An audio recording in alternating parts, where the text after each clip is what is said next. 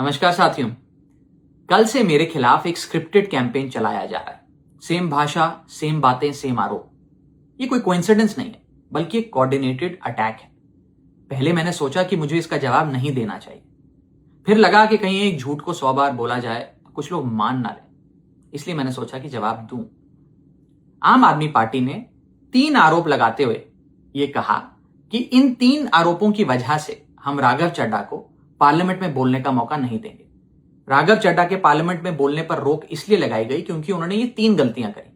मैं एक एक करके इन तीनों पर आपसे बात करना चाहूंगा। पहला आरोप कि जब ऑपोजिशन पार्लियामेंट से वॉकआउट करता है, सदन से वॉकआउट करता है, तो राघव चड्ढा वहीं बैठे रहते हैं, वो वॉकआउट नहीं करते। यह सरासर झूठ है, सफेद झूठ। मैं चुनौती देता हूं, एक इंस्टेंस, एक दिन ऐसा बताइए जब ऑपोजिशन ने वॉकआउट किया हो और मैंने उनका साथ ना दिया हो, मैं साथ में वॉकआउट नहीं किया हो। और पार्लियामेंट में तो हर जगह सीसीटीवी कैमरा है। आप सीसीटीवी कैमरा निकाल कर दिखा दीजिए, दूध का दूध और पानी का पानी हो जाएगा।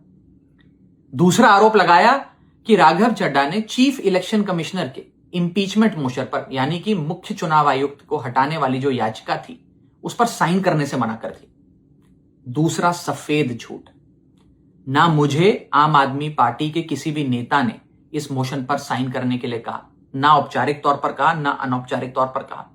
और आम आदमी पार्टी के राज्यसभा में कुल 10 सांसद हैं, जिनमें से 6 या 7 सांसदों ने इस मोशन पर खुद ही साइन नहीं किया। तो भला इसमें मेरी क्या गलती? खाली सारा दोष मुझ पर ही क्यों मढ़ा जा रहा है? और इस मोशन के लिए राज्यसभा में कुल 50 सिग्नेचर चाहिए होते हैं, यानी कि 105 विपक्षी सांसदों में से मात्र 50 सिग्नेचर से ये याचिका पूरी हो जाती। तो इतना शोर क्यों?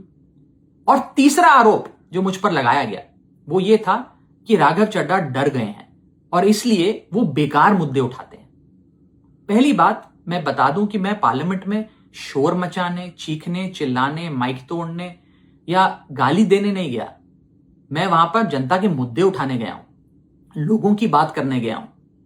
और मैंने कौन सा मुद्दा नहीं उठाया?